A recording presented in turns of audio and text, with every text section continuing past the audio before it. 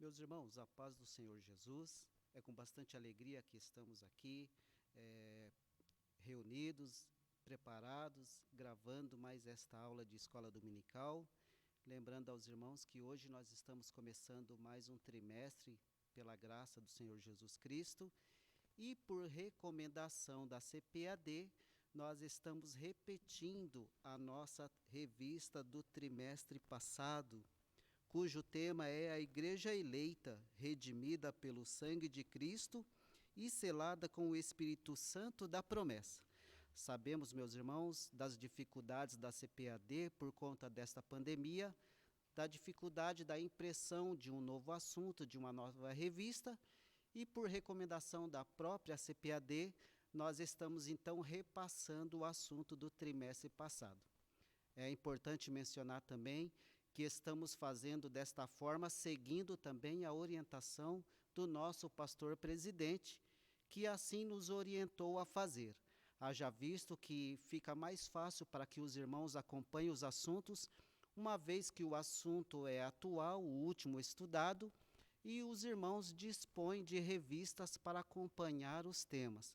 Graças a Deus, né, meus irmãos? Estamos começando esta aula e hoje a lição de número 1, que fala a respeito da carta aos Efésios, saudação aos destinatários. Muito bem, meus irmãos, eu gostaria de ser um pouco sucinto nas minhas palavras e gostaria de começar falando aos irmãos a respeito da autoria, ou seja, quem foi o autor, quem escreveu a carta aos Efésios.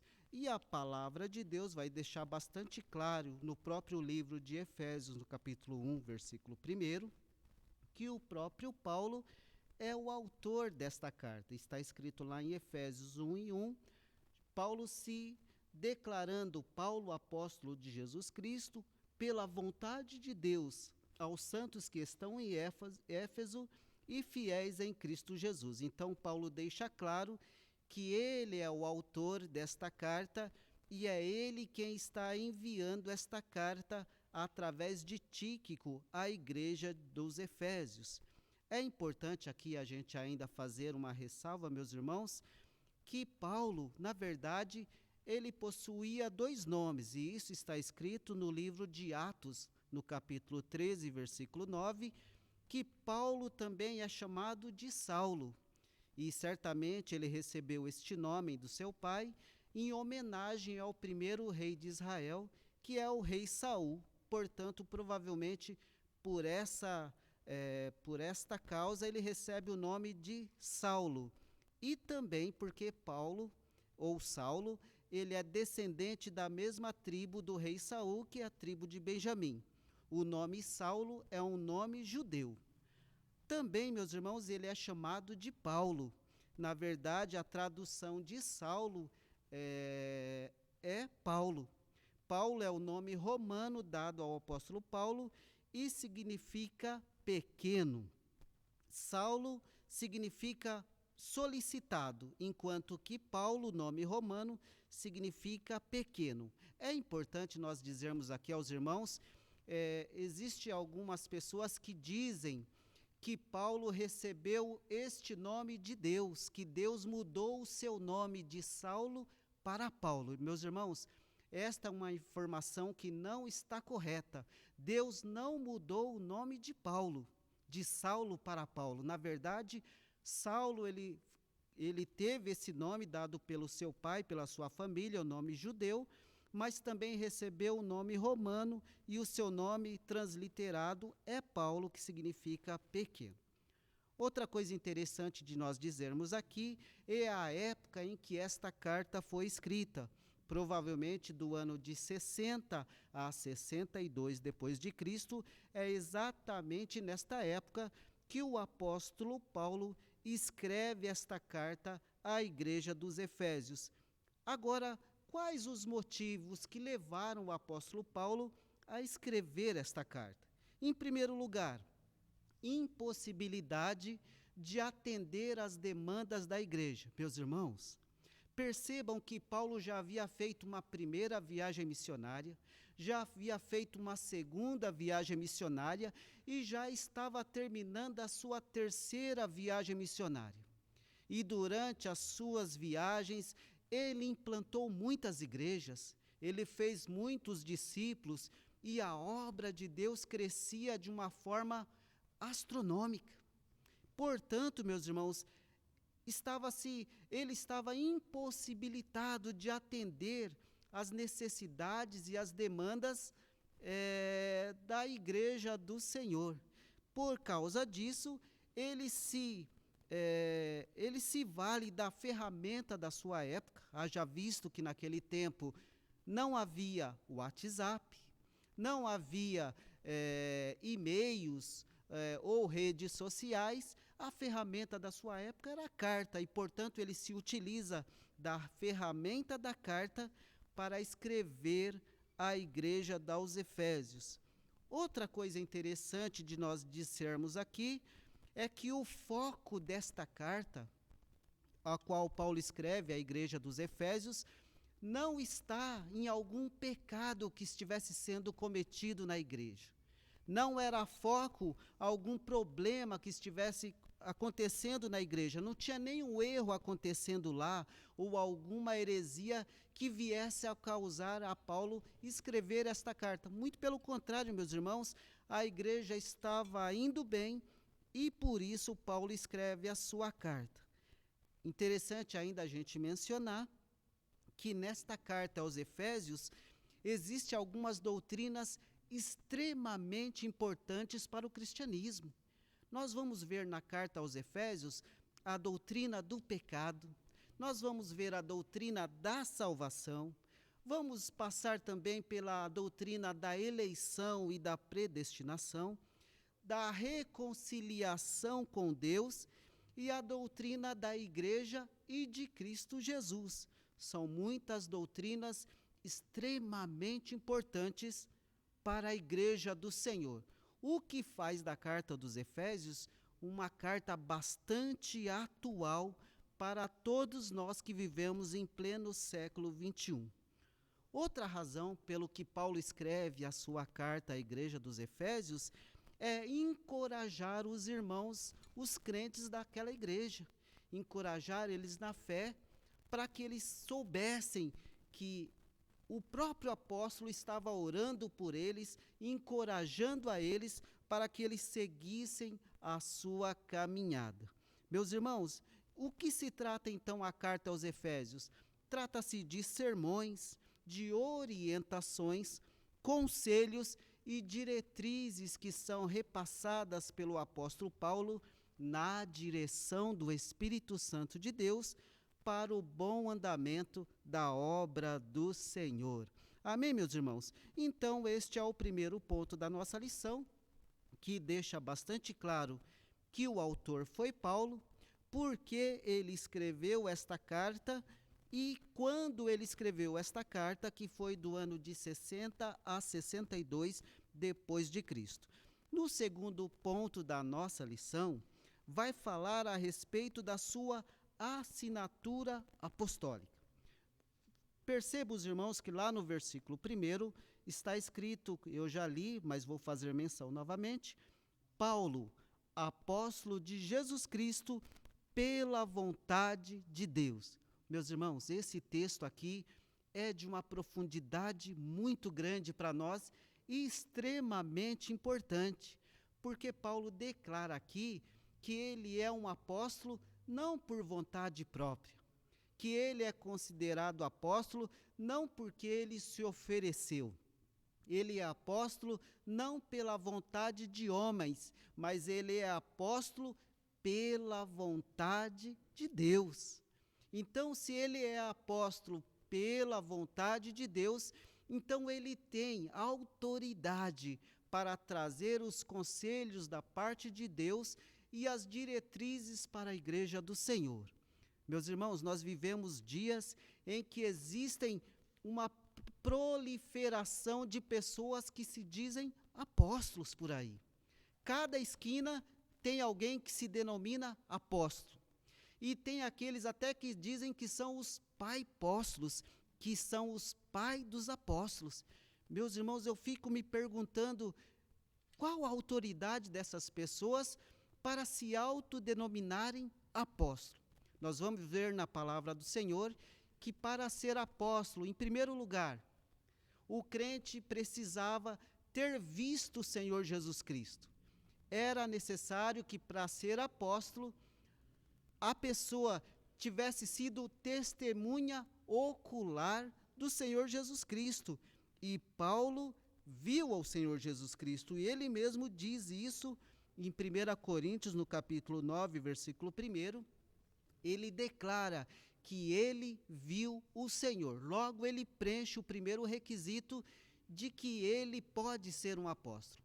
Um outro requisito para ser apóstolo é que o apóstolo ele recebia a autoridade de Deus para fazer milagres, maravilhas e prodígios. Assim como os 12 discípulos, os 12 apóstolos operaram maravilhas, fizeram muitos milagres e tinham a autoridade de Deus para fazer coisas, milagres maravilhosos, também o apóstolo Paulo recebeu esta autoridade. De maneira, meus irmãos, que ele preenche os requisitos e pode ser considerado um apóstolo de Jesus Cristo. Vale a pena aqui nós mencionarmos que a Igreja Assembleia de Deus refuta esta ideia de que ainda hoje existam apóstolos. Nós refutamos veementemente esta ideia porque nós cremos que os apóstolos são somente aqueles que foram testemunhas do Senhor Jesus Cristo. É verdade, porém, que existe um movimento por aí chamado de Movimento de Declaração Apostólica, e eles dizem, entre outras coisas, que a igreja, logo após a morte dos primeiros apóstolos, a igreja passou por um momento de declínio espiritual. E eles defendem que Lutero, quando na reforma do protestantismo, através de Lutero, Deus está trazendo saúde à igreja e restaurando as condições à igreja que a igreja havia perdido no passado. Eles defendem que os apóstolos não existiam, mas com o movimento começado através da reforma, através de Lutero, Deus está dando novamente apóstolos à igreja. O que nós não entendemos desta forma. Apóstolos são os 12 apóstolos e Paulo, que também é considerado um apóstolo do Senhor. Nós cremos, meus irmãos, que hoje alguém se chamar apóstolo é uma usurpação indevida do título de apóstolos. Hoje nós entendemos que não existe mais apóstolo. Os apóstolos são somente aqueles que foram testemunhas do nosso Senhor Jesus Cristo. Muito bem. Continuando, é importante dizer aqui que Paulo escreve essa carta, meus irmãos, da prisão. E quando Paulo está preso, ele escreve não somente a carta aos Efésios, mas ele escreve também a carta aos Filipenses, aos Colossenses, e também ele escreve uma carta direcionada a Filemão. Então, da prisão, Paulo escreve 4 cartas. E é interessante ainda dizer, meus irmãos, que nem tudo saiu conforme o planejado pelo apóstolo Paulo. Veja bem que Paulo, ele empreende 3 viagens missionárias. Ele chega na cidade de Éfeso ao final da 3ª viagem missionária, e a Bíblia vai dizer em Atos capítulo 19, que ele prega por 2 meses na sinagoga. Então os judeus não querem mais ele pregando, então ele é tirado da sinagoga, e ele então encontra uma escola de um certo senhor chamado Tirano, e a Bíblia vai dizer em Atos 19 que Paulo ensina e prega o evangelho naquela escola de Tirano por 3 anos. E, meus irmãos, o ministério do apóstolo Paulo naquela cidade de Efésios foi impactante. Veja bem que a Bíblia diz que até os lenços e aventais do apóstolo Paulo eram levados para pessoas enfermas e estas pessoas eram saradas na hora. A Bíblia vai informar que até os aventais de Paulo, seus lenços, eram levados para pessoas que estavam possessas de demônios e as pessoas eram libertas e curadas. A Bíblia vai informar que muitos milagres e maravilhas se faziam pelas mãos de Paulo.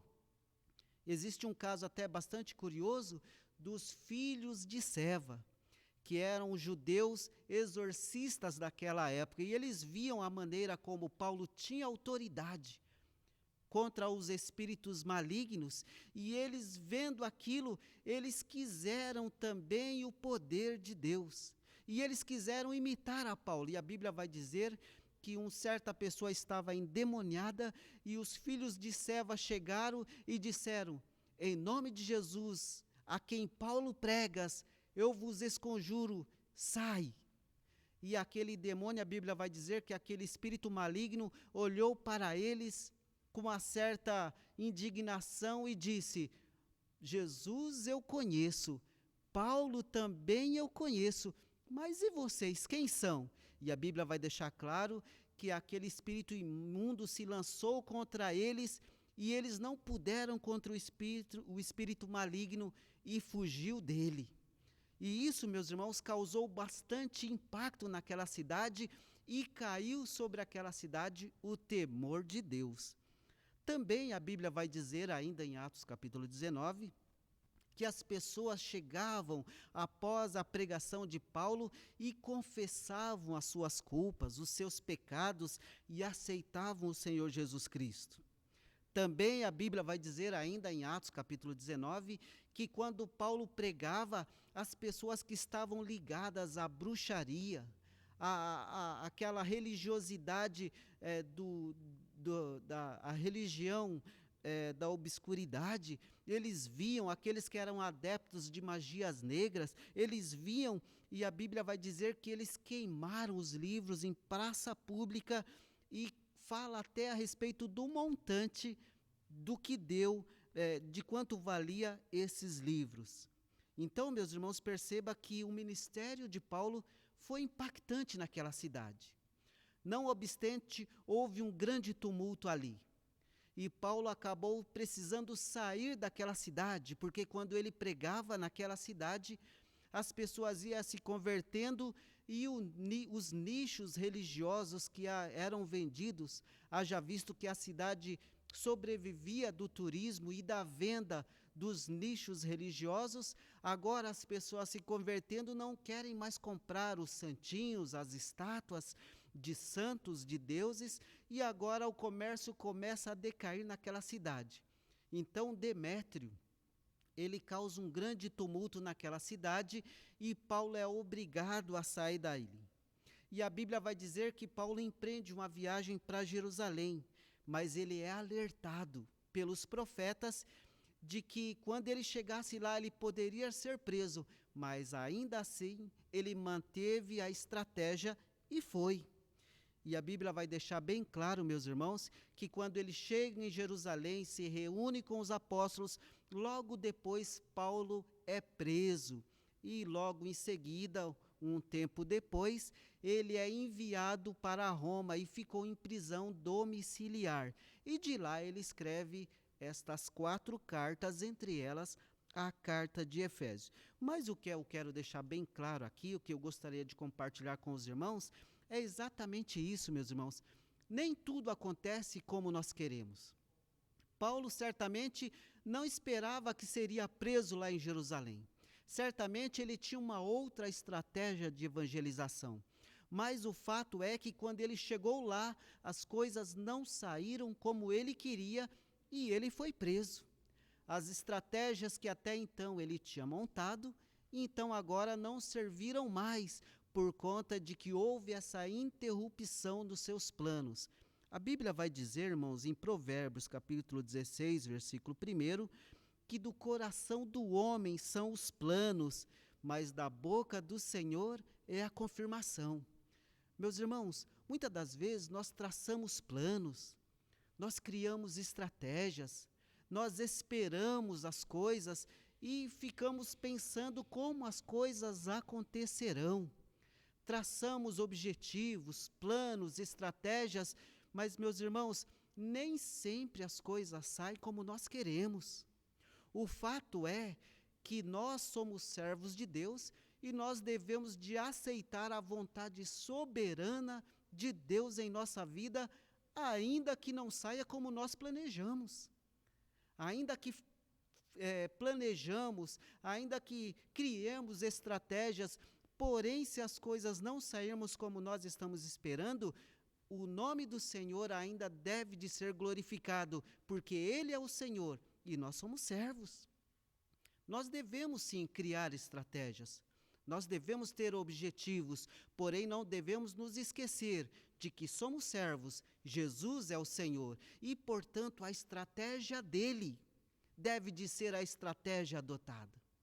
E note bem, meus irmãos, que a estratégia do Senhor às vezes nos confronta o nosso bem-estar, confronta a nossa comodidade, confronta o nosso conforto, porque nós fazemos estratégias visando o conforto, visando o bem-estar pessoal, mas a estratégia de Deus nem sempre garante que nós teremos conforto pessoal.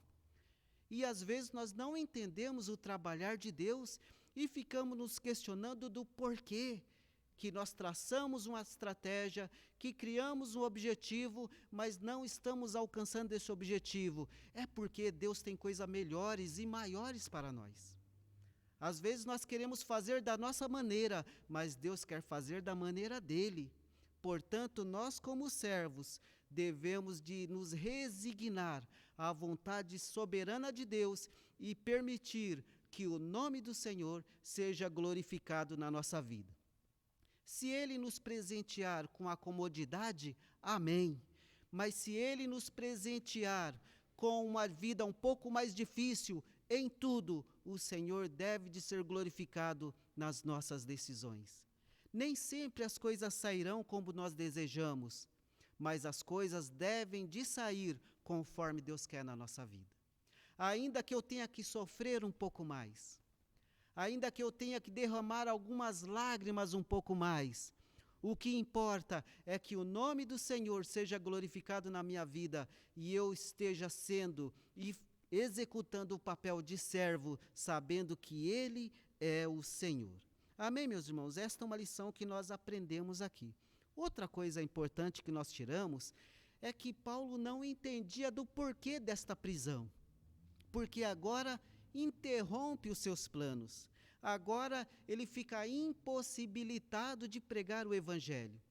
Se ele tivesse o desejo de fazer mais uma viagem, agora ele não poderia, porque agora ele está impossibilitado devido à prisão. Mas perceba, os irmãos, como Deus é maravilhoso, porque mesmo na prisão, mesmo lá encarcerado, Deus inspira o apóstolo para que ele escreva, e ele escrevendo estas cartas chegam à cidade de Éfeso, à cidade de Colossos, chega a outras igrejas, porque eram cartas circulares. Meus irmãos, vejam a quantidade de pessoas que foram abençoadas com os escritos de Paulo. Certamente, se Paulo estivesse liberto, podendo fazer a obra de evangelização, nem assim ele atingiria a quantidade de pessoas que ele atingiu através dos seus escritos. Meus irmãos, o poder de impactação dos escritos de Paulo é tão poderoso que chegaram até os nossos dias. Certamente, se fosse só a vida de Paulo ali, enquanto ele estivesse ali, ele só alcançaria as pessoas que estavam ali à sua volta, da sua época, mas devido aos seus escritos, a revelação progressiva de Jesus Cristo, através da sua palavra, tem atravessado gerações e tem chegado até nós em pleno século 21. Então perceba, os irmãos, que a estratégia de Deus de evangelização através da sua palavra é muito mais poderoso do que simplesmente as viagens missionárias de Paulo. Daí nós entendemos que a estratégia de Deus é muito melhor do que a nossa. Daí nós entendemos que o que Deus tem para fazer é muito superior ao que nós imaginamos. Daí nós entendemos que a nossa vida é limitada, mas a palavra de Deus, ela ultrapassa gerações e épocas e atinge todas as pessoas através do poder do Espírito Santo de Deus. E daí me chamam a atenção um fato curioso, irmãos, porque hoje nós temos em nossas casas muitas versões de Bíblia. Bíblia de estudo devocional, Bíblia de estudo teológico. Nós temos variedades de Bíblia dentro das nossas casas, mas infelizmente, muitas das vezes essas Bíblias ficam lá nas prateleiras e nós sequer pegamos na Bíblia durante a semana e só pegamos a Bíblia para vir no culto no domingo, no sábado, e durante o resto da semana a Bíblia fica lá na prateleira. Irmãos, isto é um pecado muito grande. Nós temos que ter noção que para que essa Bíblia chegasse às nossas mãos, alguém precisou ficar preso lá e de lá escrever essa carta para que nós hoje pudéssemos ler. Quando nós não demos a importância à palavra do Senhor, nós estamos minimizando o esforço e o sofrimento do apóstolo que ficou lá escrevendo esta carta. Quando nós não atentamos para a importância da palavra de Deus, nós estamos minimizando o sofrimento, por exemplo, do profeta Jeremias, que passou pelo calabouço, escreveu as suas profecias para que elas chegassem até nós, e quando nós não atentamos para isso, estamos minimizando esse sofrimento dos homens de Deus. É um grande pecado que cometemos a não prestarmos atenção na palavra de Deus. Mas que o Senhor possa nos ajudar e que possamos nos ater à palavra de Deus. Quando eu atento à palavra de Deus, com certeza, a palavra de Deus vai honrar a minha vida e eu estarei honrando os servos de Deus que deram a sua vida através de muito sofrimento, mas escreveram inspirados pelo Espírito Santo para que a minha e a sua vida pudesse ser edificada. Graças a Deus, né, meus irmãos? Então nós precisamos atentar para isso. E Deus salva ainda nos dias de hoje através da sua palavra. Portanto, nós precisamos de atentar para ela. Muito bem. Para concluir, a cidade de Éfeso era uma cidade litorânea, era uma cidade turística, era uma cidade bastante religiosa. Era uma cidade em que haviam 2 grandes anfiteatros e cada anfiteatro desse tinha capacidade para abrigar mais ou menos 25.000 pessoas. Era uma cidade cosmopolita, era uma cidade, um grande centro comercial. Nesta cidade havia um grande templo dedicado à deusa Diana, o nome romano, e também à deusa Artemísia. Na verdade, a deusa Diana e a Artemísia são a mesma deusa. Deusa Diana no nome romano e Artemísia no nome grego. Existia um grande templo em homenagem a esta deusa e eles criam que a estátua de Diana havia vindo de Júpiter direto para aquela cidade. Eles se consideravam os guardadores da cidade. Também o grande templo de Diana era considerada uma das 7 maravilhas da época. É importante, a gente já mencionamos, mas vamos falar mais uma vez, que lá em Efésios havia uma escola de bruxaria muito forte, pessoas que eram adeptas de magia negra, de religiões obscuras, mas eles estavam ali, pessoas religiosas vendendo seus nichos religiosos, e é para esta cidade, ou melhor, para os crentes dessa cidade, que Paulo escreve esta carta. Qual é o propósito, então, e a mensagem que Paulo deixa claro através da carta aos Efésios? Em primeiro lugar, em Efésios capítulo 1, do versículo 20 ao 22, Paulo vai deixar claro para os crentes de Efésios que Deus está no controle de todas as coisas. Era importante os crentes de Efésios saberem que, independente de qualquer coisa, Deus continua no controle da situação. Nós estamos vivendo dias de pandemia, onde muitas pessoas estão amedrontadas, apavoradas, desesperadas, sem saber o que vai acontecer amanhã. Incertezas estão rondando o nosso dia a dia, mas esta mensagem de Paulo escrita para os Efésios vale para nós também. Deus está no controle de todas as coisas. Também Paulo deixa claro no capítulo 2, do 1 ao 10, ele nos chama para fazer uma revisão de nós mesmos, uma análise introspectiva. E ele nos chama para que nós nos lembremos de quem nós éramos e agora quem nós somos. E ele vai lembrar os crentes de Efésios que em outrora nós éramos cegos, andávamos desviados como ovelhas que não têm pastor, fazendo a vontade da carne, do inimigo, mas agora pela misericórdia de Deus, não pelo nosso mérito, mas pela misericórdia e graça de Deus, nós fomos gerados para uma nova vida em Cristo Jesus e fomos transportados para as regiões celestiais. É por isso que a carta aos Efésios também é conhecida como a carta das regiões celestiais. Graças a Deus. Também Paulo quer deixar bem claro a respeito de que existe uma unidade e que deve haver uma unidade entre os judeus e entre os gentios, e que existe uma unidade entre Cristo Jesus e a sua igreja. Amém, meus irmãos?